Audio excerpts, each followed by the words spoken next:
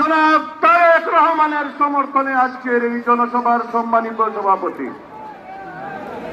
মঞ্চে উপবিষ্ট আছেন নীলফামারী 2 আসনের সম্মানিত প্রার্থী, আমাদের প্রিয় নেতা, আমাদের অহংকার ইঞ্জিনিয়ার শাহরিন ইসলাম তুহিন ভাই। উপস্থিত আছেন আমাদের সৈয়দপুর কিশোরগঞ্জ নীলফামারী 4-এর সম্মানিত প্রার্থী, আমাদের অভিভাবক অধ্যক্ষ আব্দুল গফুর সরকার। চড়াইখোলা ইউনিয়ন থেকে একটি বিশাল মিছিল এসেছে, আমরা তাদেরকে স্বাগত জানাই। জয় ঢাকা নীলফামারী 2 আসনের সম্মানিত প্রার্থী,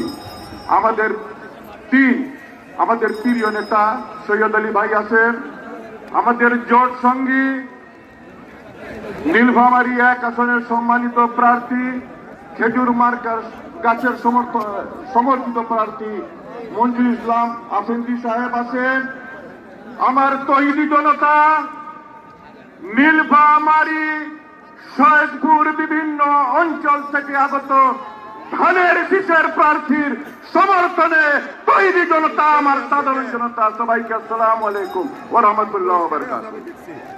সম্মানিত উপস্থিতি, আজকে নীলফামারী জেলার প্রতিটি আসনে নীলফামারী 1, নীলফামারী 2, নীলফামারী 3, নীলফামারী 4 আজকে ধানের শীষের পক্ষে, জনাব তারেক রহমানের পক্ষে, শহীদ রাষ্ট্রপতি জিয়াউর রহমানের পক্ষে একটি গণজোয়ার সৃষ্টি হয়েছে ইনশাআল্লাহ।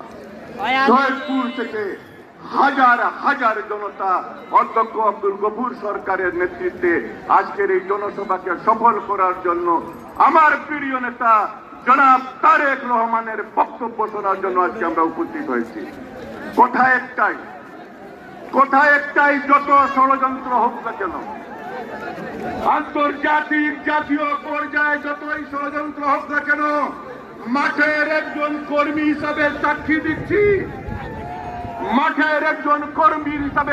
সাক্ষী দিচ্ছি, আমাদের এলাকার জনগণ, সৈয়দপুর কিশোরগঞ্জের জনগণ, নীলফামারীর জনগণ, জলঢাকার জনগণ, তোমার দিল্লার জনগণ সিদ্ধান্ত নিয়ে ফেলেছে 12 তারিখে ধানের শীষে ভোট দেবে ইনশাআল্লাহ।